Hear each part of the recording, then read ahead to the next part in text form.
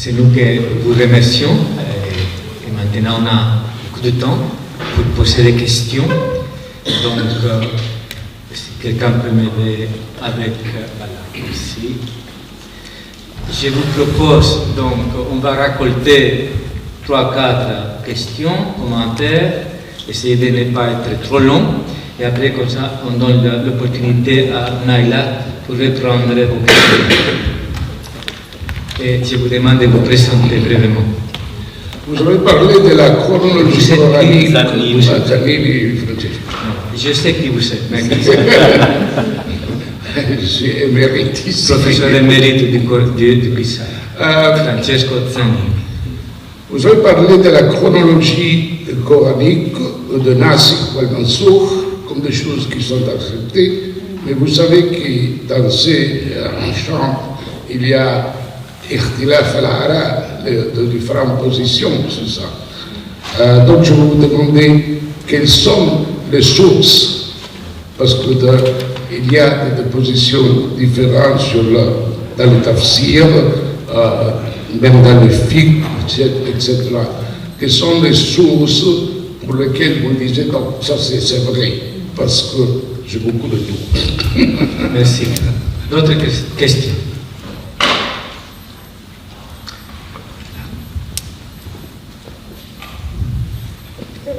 Je suis le père Khardak, je suis conseil pontifical pour le dialogue interreligieux.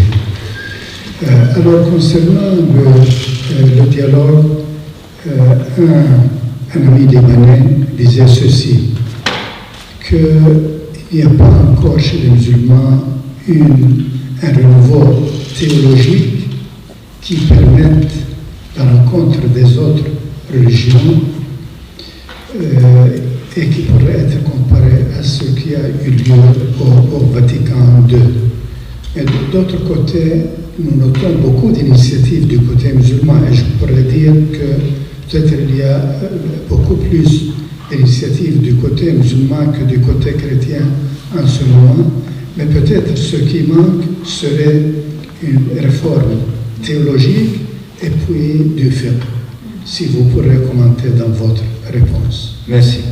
Encore une troisième question, avant de donner la parole à Naila. Ici, s'il vous plaît.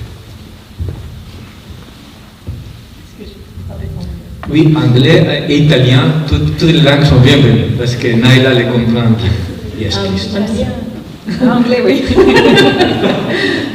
Sally Axworthy, British Ambassador for Holy See. Naila, I just wanted to ask you, obviously it's very interesting what you've said, and especially your conclusions. But could you talk to us a little bit about how and where this debate is taking place within Islam?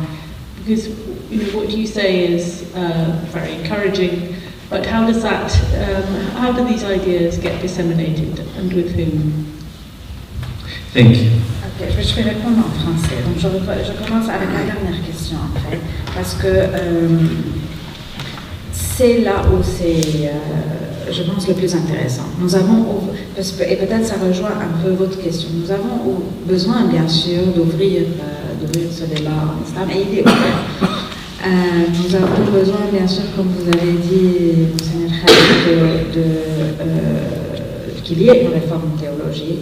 Elle est en train d'être faite, mais pas par l'instance traditionnelle.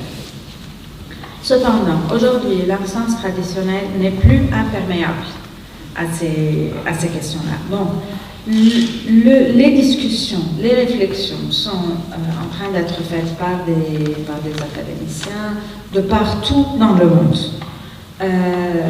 Donc nous avons dans les pays à majorité musulmane, mais donc ceux qui sont aussi dans les pays européens, en Amérique,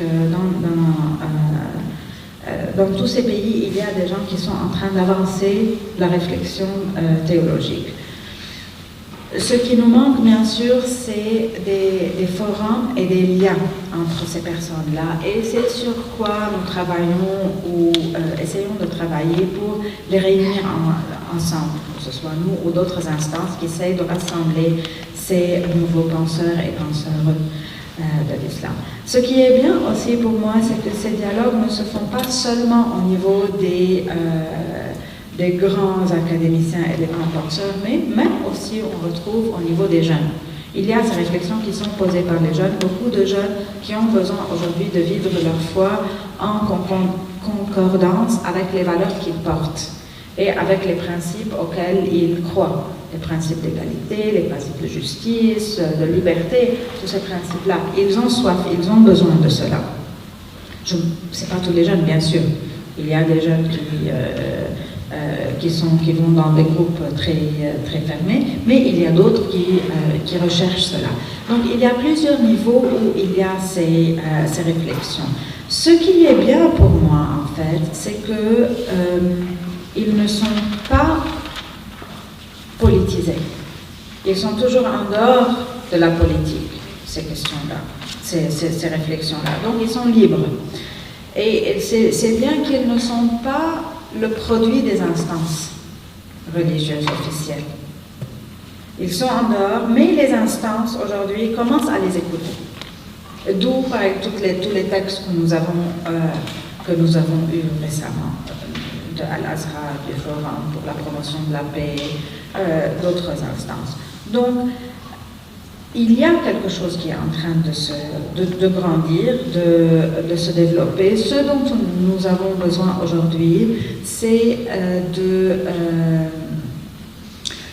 faire des réseaux ensemble de ces gens-là et d'essayer de les promouvoir le plus en ligne possible pour faire tâche d'ombre.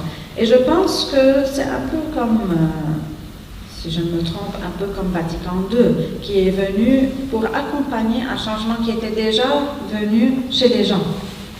Les gens demandaient déjà ce changement qu'il y a eu dans Vatican II. Et je pense que nous aurons, j'espère du moins, nous aurons ce même cheminement en islam, où c'est les jeunes, les penseurs ensemble qui vont faire avancer de nouvelles conceptions pour qu'elles puissent être reprises par les instances officielles. Alors, professeur Zanini, excusez-moi, mais je n'aurai pas de réponse pour vous. C'est très important. Oui. Mais... Vous disiez la chronologie. C'est vrai. Même sur le Nasir Mansour, il y a de livres qui ont été écrits sur ce sujet. Bien sûr. Donc, si on accepte une position plutôt que l'autre, on va changer beaucoup. Oui, bien sûr. Mais moi, c'était pour contredire cette position. La finale, le verset final, quel est le premier? Bien sûr, parce qu'il y a beaucoup de chronologie, mais par exemple la chronologie que moi j'utilise, c'est de nom de cheval et c'est celle-là. Donc Laurent Bazanez, je dirige le Centre d'études interreligieuses de la Grégorienne. Merci encore beaucoup pour cette conférence, cette présentation. Alors moi je m'interroge sur, à nouveau, sur les koufars, c'est-à-dire sur ce qu'on appelle un fidèle, parce que cette vision va bien avec les monothéistes, disons. La limite, comme vous avez mentionné, est, c'est-à-dire voilà, les chrétiens ne sont pas koufars, etc. Mais alors, qu'est-ce qui se passe pour ceux qui sont polythéistes? Bon, alors, nous avons eu lundi, vous étiez intervenu aussi sur le thème de l'éducation, de la fraternité, etc. Nous avions une hindoue, parmi nous, une hindouiste, qui, elle, tout de suite a dit, lors de son topo, vous vous souvenez, nous ne sommes pas polythéistes, ça m'a d'ailleurs un peu étonné, comme si c'était, j'allais dire, un péché, enfin, bon, d'accord, en termes théologiques, mais c'est-à-dire comment intégrer dans nos visions, que ce soit celle de l'islam et même peut-être du christianisme, une diversité qui va au-delà du monothéisme. Moi, nous croyons tous en un Dieu unique, mais tous de manière différente, mais ceux qui croient en plusieurs dieux peut-être, et ceux qui ne croient pas même. C'est-à-dire la diversité qui va au-delà des religions, parce que aujourd'hui le monde, il y a plein de gens qui ne sont pas croyants, où il y a les bouddhistes, qui croient de manière étrange pour nous, et puis les hindous, etc. Merci. Encore? Anna Petraki, je fais partie d'un groupe de dialogue religieux à la Nation catholique de la Méditerranée et aussi le père Agapio fait partie de notre groupe de recherche. Et je voulais vous demander, premièrement, merci pour votre exposé et premièrement, pour entrer très directement dans le sujet. Il y a tellement de conférences où on n'entre pas dans le sujet. Et ce que je voulais vous demander plutôt, c'est sur les deux côtés de la Méditerranée, le dialogue interreligieux, c'est un peu différent. Parce qu'en Europe, il y a la liberté religieuse, y compris la liberté de se convertir ou de renoncer à la religion. Pendant que de l'autre côté de la Méditerranée, c'est pas tellement évident de changer de religion. Et ça, c'est vraiment un souci, la question de la liberté religieuse. Comment vous commentez cela? Merci. Et une question encore, ici, à gauche.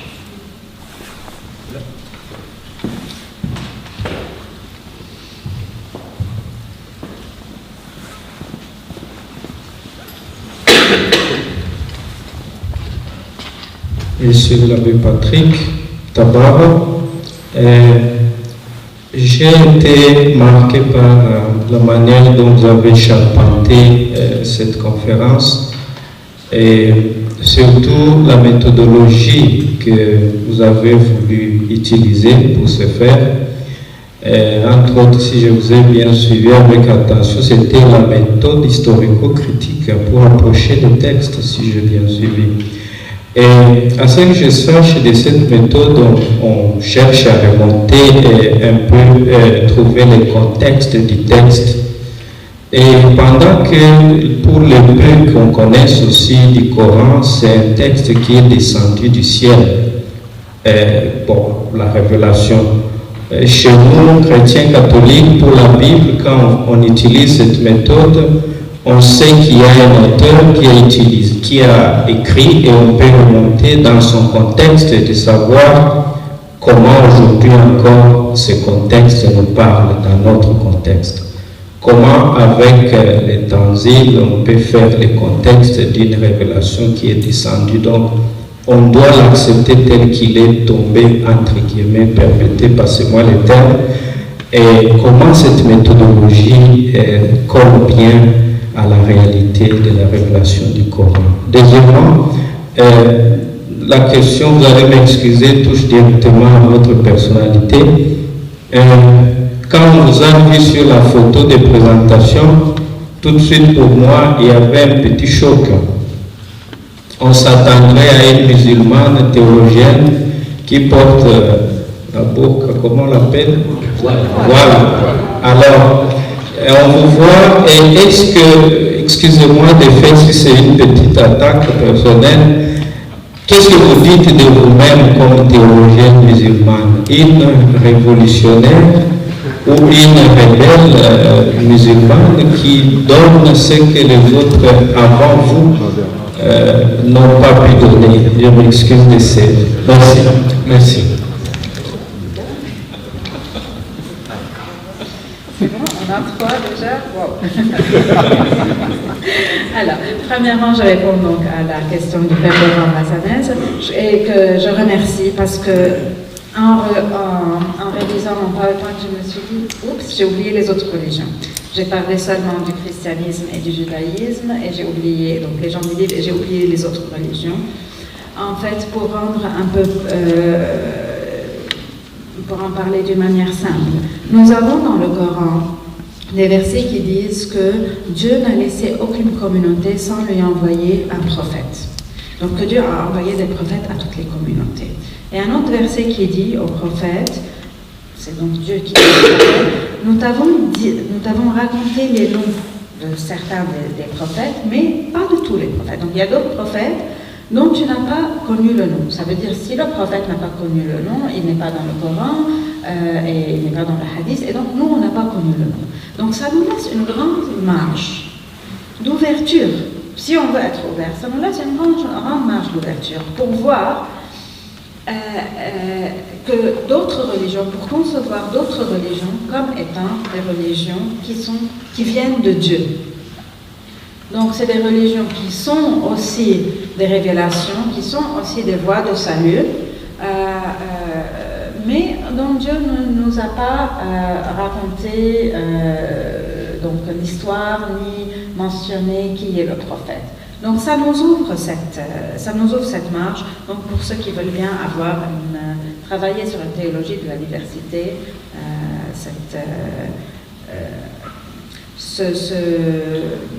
oui, c'est une grande marche qui est ouverte pour nous. Donc merci d'avoir posé cette question. Et c'est pour ça que moi aussi j'insiste que lorsque le Coran parle de polythéistes, il parle des polythéistes du temps du prophète, pour ne pas parler des polythéistes aujourd'hui. Parce que pour qu'on laisse cette marge ouverte à accepter d'autres religions, comme des religions révélées par Dieu, même si ces religions sont dualistes ou polythéistes ou autres. Et les personnes sans religion, que disait aussi le père Bassanet. Alors, donc maintenant, ça c'est un peu le côté révolutionnaire. Alors, l'ami Patrick Tabarou, vous avez un Tabarou? Donc vous êtes un parent à moi, mais un peu à la place de okay.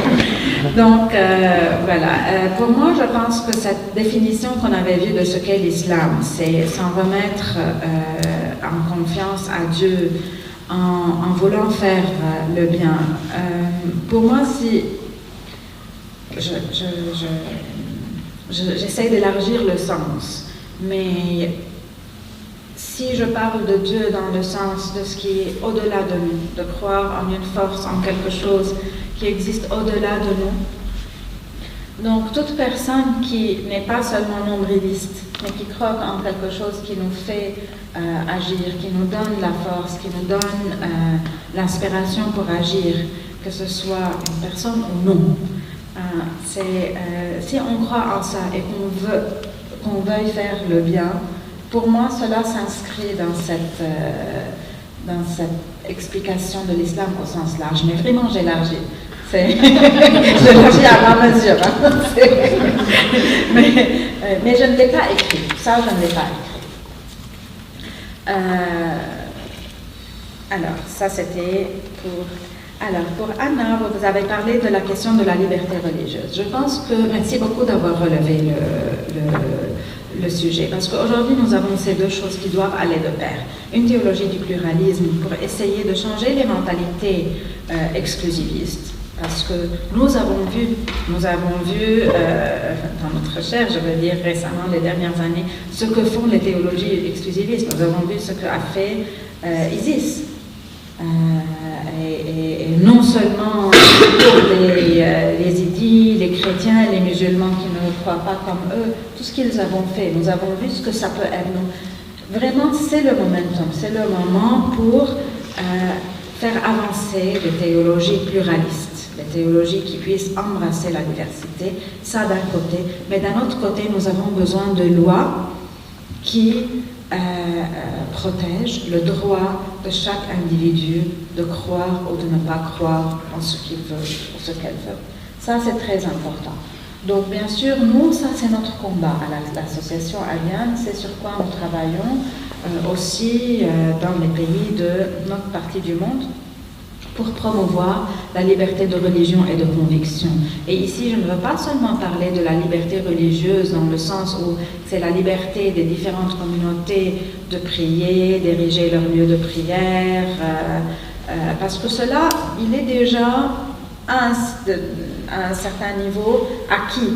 Mais nous voulons la liberté de religion et de conviction où c'est que chaque personne ait le droit de croire ou de ne pas croire ce qu'elle, selon sa propre conscience, et que chaque personne de l'intérieur d'une religion puisse interpréter et réinterpréter comme lui ou elle voit selon sa conscience.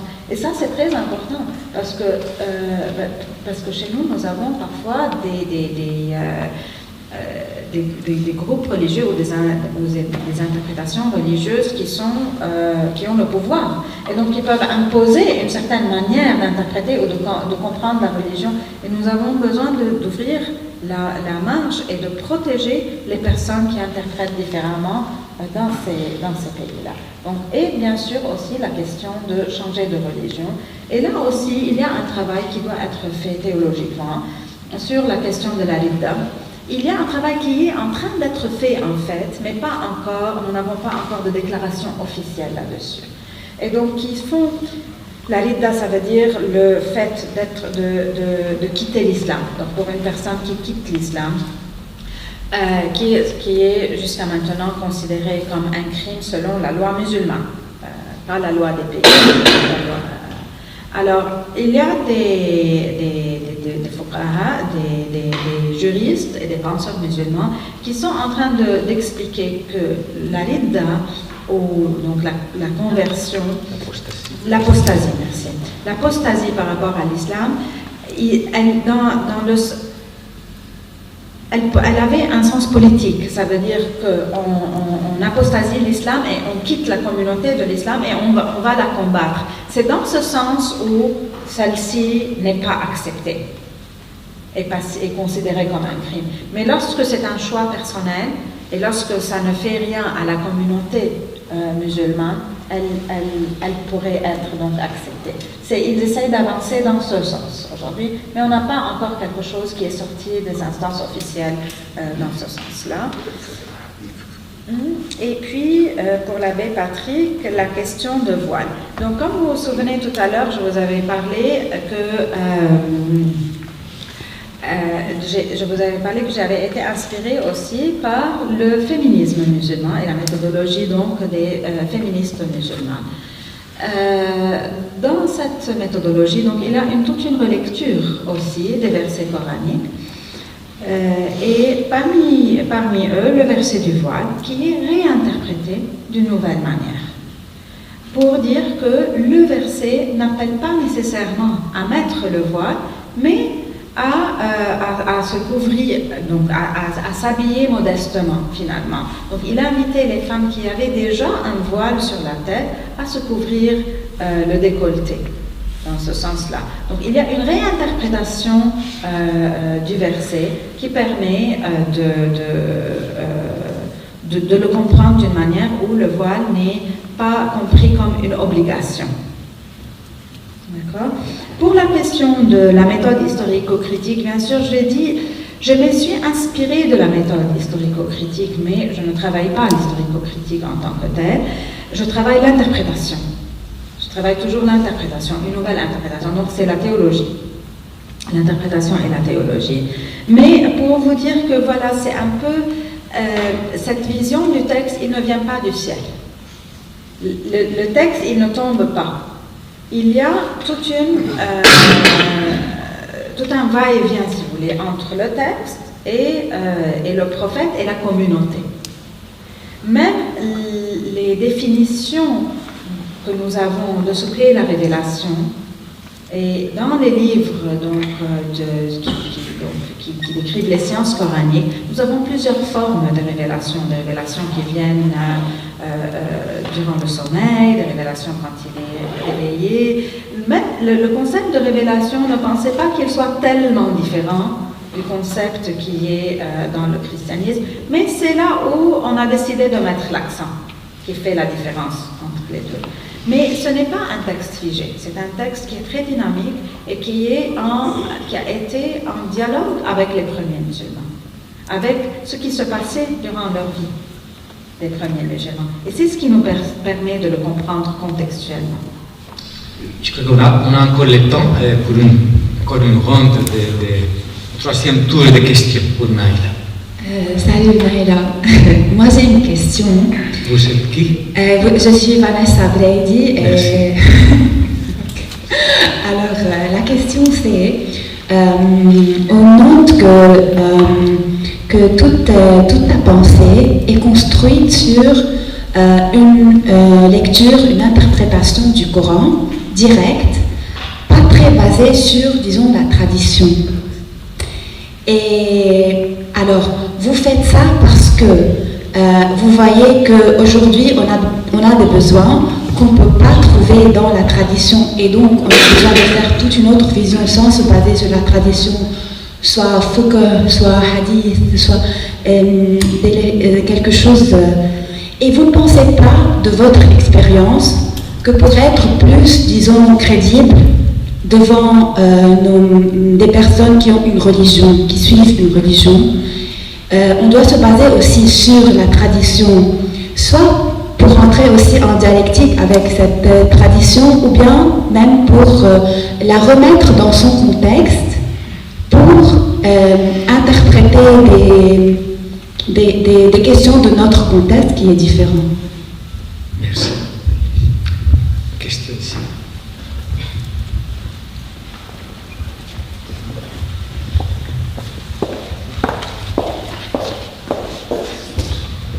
Bonsoir, moi c'est Danielle Dongou, scientifique biomédicale et étudiante à la Pontificia Università Lateranense.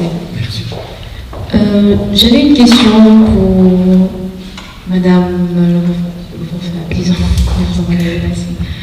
Qu'est-ce qu'on peut espérer de la mise en pratique du pluralisme de la théologie islamique dans le sens politique du terme? Parce que, disons, les chrétiens sont déjà arrivés au niveau où ils ont fait la séparation entre l'État et l'Église. Mais qu'est-ce qu'on peut attendre de l'islam dans ce sens-là? Merci. Et c'est moi qui vous présente une troisième question. Bon, je vois aussi que dans votre présentation, vous parlez du pluralisme obviamente comme quelque chose de positif que vous cherchez. Mais est-ce que vous êtes conscient que dans le contexte de la théologie chrétienne des religions, ou de la théologie catholique aussi des religions, pluralisme n'est pas toujours une catégorie positive à accepter? Je crois que vous comprenez pluralisme dans un autre sens, mais ça serait bien de vous préciser davantage parce que vous connaissez exclusivisme, inclusivisme, pluralisme. Pluralisme, pour la théologie chrétienne des religions, n'est pas nécessairement une chose positive. Donc, et un deuxième aspect de ma question, c'est une chose que vous n'avez pas vraiment touchée dans votre conférence d'aujourd'hui, mais ma question est, est-ce que chaque fois qu'un homme interprète les textes sacrés, chrétiens, musulmans, est nécessairement patriarcal? C'est parce que je suis en train de dire. Et une quatrième question. Oui, mais, alors, le document d'Abu Dhabi, est-ce que dans Adien, on a parlé de ça, on a discuté de ce document, parce que là aussi, à mon avis, il y a une herméneutique, soit du point de vue chrétien, soit du point de vue musulman. Et là, surtout, il y a deux questions que vous avez touchées ce soir, c'est-à-dire la question de la liberté all'irticata. On ne dit pas exactement qu'il y a, mais là, et la deuxième, à propos des femmes, parce que cette détermination qu'on a dans le document, on l'a interprétée d'une façon pas très positive, parce qu'il semble que c'est encore quelque chose de patriarcal qui concède quelque chose aux femmes. Alors, j'aimerais avoir votre opinion sur ça. Peut-être que je vais commencer par une question de Diego, parce que c'est le plus important de redéfinir, d'être sûr de la définition que nous utilisons. En fait, quand je parle de pluralisme, théologiquement, je suis en train je le définis dans le sens où c'est une position théologique d'une religion qui se voit comme axiale et qui se voit comme elle ayant, je dirais, la plénitude du sens par rapport aux autres, mais qui conçoit que cela ne contredit pas que les autres religions soient aussi des voies de salut. Donc, je ne parle pas de relativisme. Donc, pour ma manière de comprendre l'exclusivité, c'est que nous avons deux réalités. Nous avons la réalité de la diversité, qui est là, et nous avons la réalité de l'axialité des religions qui disent qu'elles sont porteuses de la plénitude du sens. Donc, soit on prend seulement la question de l'axialité et de la plénitude du sens et on oublie la diversité et on va dans l'exclusivisme, soit on prend la diversité et on oublie l'axialité et on va dans le relativisme. Pour moi, le pluralisme, c'est prendre les deux ensemble et selon moi, le pluralisme et l'inclusivisme sont reliés parce que quand moi je suis en train d'expliquer l'islam au sens large, je suis inclusiviste. Je Je suis en train de présenter une théologie pluraliste en utilisant une manière inclusiviste, en disant que voilà, pour accepter que les autres aussi soient des religions dissolues, j'ai besoin d'expliquer l'islam au sens large et donc inclure les autres dans mon interprétation de l'islam. Donc merci beaucoup, j'aurais dû commencer par là, donc merci beaucoup. Pour la deuxième question, je vous remercie aussi pour cette question. Est-ce que chaque homme qui interprète est patriarcal? C'est sûr que non, tout comme c'est sûr que pas chaque femme qui interprète n'est pas patriarcale. Il y a des femmes qui répètent des interprétations patriarcales du texte. Il y a beaucoup de femmes qui refusent les changements que les féministes essayent de changer aujourd'hui concernant les droits des femmes, parce qu'elles ont été habituées, on leur a enseigné une interprétation patriarcale et on leur a enseigné que finalement, sans s'en rendre compte, mais la femme, elle vaut moins qu'un homme. Et en fait, je vais vers la question de Vanessa. Aujourd'hui, toute cette question est en dialogue avec le fiqh surtout, avec la mentalité qui a été promue par le fiqh, cette mentalité qui voit vraiment la femme comme de moindre valeur que l'homme, et parfois de moitié de valeur que l'homme. Et ça, c'est la mentalité du fiqh, c'est pas la mentalité du Coran. Le Coran veut dire autre chose. Le Coran parle d'égalité hommes et femmes. Le Coran a écouté les femmes. Ils disent pourquoi ce Coran ne parle qu'aux hommes, et après la révélation commence à parler aux hommes et aux femmes, aux croyants et aux croyantes. Le Coran parle d'égalité dans la création. Et donc c'est différent du fiqh, et c'est là où nous avons ce dialogue, ce discours clair entre le fiqh d'une part et la théologie d'une autre part. Donc pour la question que tu m'as demandé sur la théologie donc de la diversité ou du pluralisme, bien sûr moi j'ai décidé de travailler sur le Coran parce que c'est la première partie du chemin et la plus importante. Mais bien sûr qu'à une deuxième étape, il faudrait travailler avec le hadith et une troisième étape avec le fiqh. C'est un gros chantier en fait, mais il doit être complété, bien sûr. Et comme tu dis, pour avoir plus de crédibilité, surtout parce que, en fait,